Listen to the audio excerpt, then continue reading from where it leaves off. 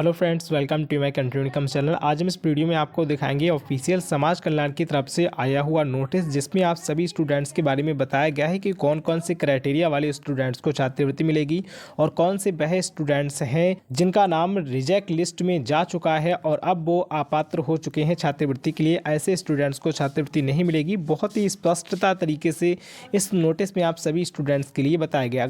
अगर आपका income certificate से रिलेटेड कोई क्वेश्चन है, आपने इनकम सर्टिफिकेट अपनी यूपी स्कॉलरशिप में लगाया है, तब आपको ये वीडियो बहुत ही ज़्यादा ज़रूरी देखना है। और इसके साथ ही कितने परसेंटेज वाले को स्कॉलरशिप मिलेगी, कितने परसेंटेज वालों को नहीं मिलेगी, क्या ओबीसी, एससी, एसटी, माइनॉरिटी सबके लिए अलग अलग परसेंटेज क्राइटेरिया भी यहाँ पर रखा गया है।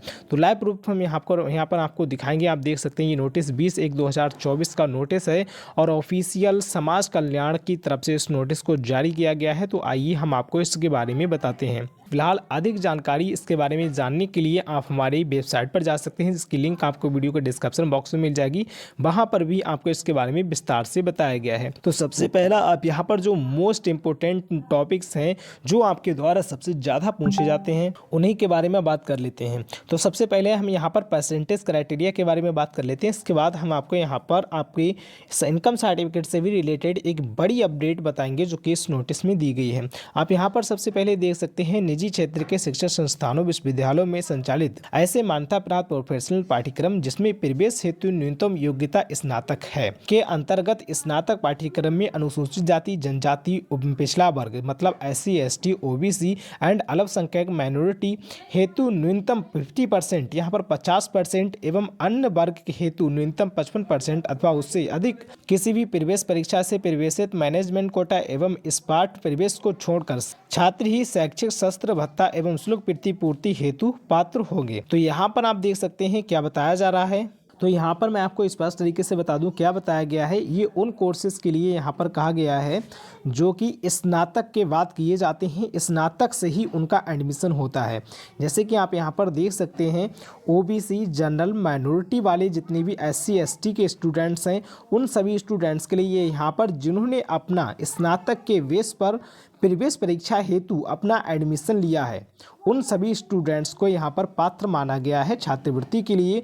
उनके यहाँ पर स्नातक में मतलब प्रीवियस ईयर में 50% SC, ST और OBC के लिए है और जनरल के लिए यहाँ पर 55% क्राइटेरिया रखा गया है। तो अब आप इसके हिसाब से अपनी देख सकते हैं कि आपकी कितनी परसेंटेज है प्रीवियस ईयर में और किस हिसाब से आपको छात्रवृत्ति मिलने वाली है, आप कौन सी कैटेगरी के स्टूडेंट्स हैं, आप अच्छे से जान चुके होंगे। अब इसके बाद यहाँ पर 12 पॉइंट पर क्या दिया गया है, ये भी आप सभी स्टूडेंट्स के लिए जानना जरूरी है। उसके बाद सभी स्टूडेंट्स के लिए एक और बड़ा पॉइंट दिया गया है जो आपके सर्टिफिकेट से, इनकम सर्टिफिकेट से रिलेटेड है, वो भी आपके लिए बहुत जानना जरूरी है।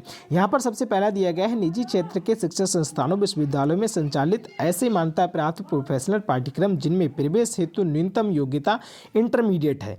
मतलब जो इंटरमीडिएट के बाद किए जाते हैं आपके कोर्सेज, उनके लिए यहाँ पर आप देख सकते हैं इंटरमीडिएट पाठ्यक्रम में सामान्य वर्ग हेतु न्यूनतम 60% अथवा उससे अधिक अंक पाने वाले किसी भी प्रवेश परीक्षा प्रवेशित मैनेजमेंट कोटा एवं स्पार्ट को छोड़कर, मतलब यहाँ पर साफ है जो मैनेजमेंट कोटा या फिर स्पार्ट से प्रवेश जिन्होंने लिया है उनको छोड़कर यहाँ पर बताया गया है छात्र ही शैक्षिक भत्ता एवं शुल्क प्रतिपूर्ति हेतु पात्र होंगे। जितने भी स्टूडेंट्स ने अपने 12 क्लास के बेसिस पे अपना एडमिशन लिया है वो यहाँ पर इनके लिए दिया गया 60% प्रोफेशनल कोर्सेज। एंड इसके बाद यहाँ पर नीचे आप देख सकते हैं ITI वाले स्टूडेंट्स के लिए दिया गया है।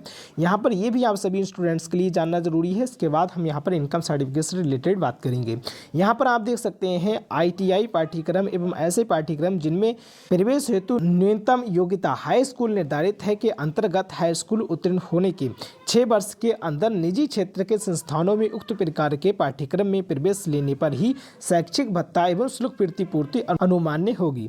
मतलब यहाँ पर साफ बताया गया है ऐसे स्टूडेंट्स मतलब जिन्होंने अपना 10वां 6 साल पहले किया है और 6 साल के बाद अगर एडमिशन आप लेते हैं किसी भी ITI कोर्सेज में, तब आपको छात्रवृत्ति नहीं दी जाएगी। अगर आपने 6 साल नहीं हुए हैं, अभी आपका 10वां हुए और आप अभी कोई ITI कोर्सेज कर रहे हैं, तब आपको छात्रवृत्ति यहाँ पर मिल सकती है। इसके बाद यहाँ पर एज से रिलेटेड बताया गया कि कौन सी एज को कितनी एज तक छात्रवृत्ति दी जा सकती है। फिलहाल इस एज से तो कम ही स्टूडेंट्स होते हैं जब तक पढ़ाई कर रहे होते हैं। एंड इसके बाद चलते हैं हम यहाँ पर आपके इनकम सर्टिफिकेट वाले पॉइंट पर। यहाँ पर आप देख सकते हैं 8वीं पॉइंट में आपकी इनकम सर्टिफिकेट से रिलेटेड बताया गया है, जब तक माता पिता में से कोई एक जीवित है तब तक माता पिता जैसी भी स्थिति में हो उसके सभी स्रोतों से प्राप्त आय को ही लिया जाएगा, ना कि किसी अन्य सदस्य की, चाहे वह कमाने वाली ही क्यों ना हो। केवल उस मामले में जब तक माता पिता दोनों की मृत्यु हो जाती है तो उस संरक्षण की आय ली जाएगी जो छात्र को पढ़ाई में सहयोग कर रहा हो। पुत्री के विवाह हो जाने की दशा में पति की आय ली जाएगी। माता पिता के जीवित रहने पर किसी भी दशा में छात्र के नाम से निर्गत आय प्राप्त अनिवार्य नहीं होगी। यहाँ पर बिल्कुल स्पष्ट तरीके से बताया गया है। बहुत सारे स्टूडेंट्स ने मेरे पास क्वेश्चन किए थे कि मैंने अपना सर्टिफिकेट लगाया है या फिर अपने भाई का सर्टिफिकेट लगाया है या फिर अपने किसी रिलेटिव का सर्टिफिकेट लगाया है। तो यहाँ पर स्पष्ट रूप से बताया गया है कि जब तक आपके माता पिता जीवित हैं, भले ही वो काम कर रहे हो ना कर रहे हो, उनकी उसी आय का ही सर्टिफिकेट लगेगा। आप अपना इनकम सर्टिफिकेट नहीं लगा सकते, क्योंकि बहुत सारे स्टूडेंट्स ने अपना इनकम सर्टिफिकेट लगाया है। मैंने पहले भी बार बार मना किया था, लेकिन यहाँ पर समाज कल्याण से भी वही सेम जवाब आया है कि आप यहाँ पर माता पिता को छोड़कर किसी दूसरे का इनकम सर्टिफिकेट नहीं लगा सकते, भले ही वो कमा रहे हों या फिर ना कमा रहे हों। किसी दूसरे का इनकम सर्टिफिकेट आप तभी लगा सकते हैं जब आपके माता पिता जीवित नहीं हैं, आपकी पढ़ाई की देखभाल कोई और उठा रहा है और वह आपकी पढ़ाई करवा रहा है, तब ऐसी स्थिति में उसका इनकम सर्टिफिकेट लगाया जाता है। लेकिन अगर आपके माता पिता जीवित हैं तो आप किसी भी परिस्थिति में अपना इनकम सर्टिफिकेट या फिर अपने किसी और का इनकम सर्टिफिकेट नहीं लगा सकते। ऐसे स्टूडेंट्स छात्रवृत्ति के लिए पात्र नहीं होंगे।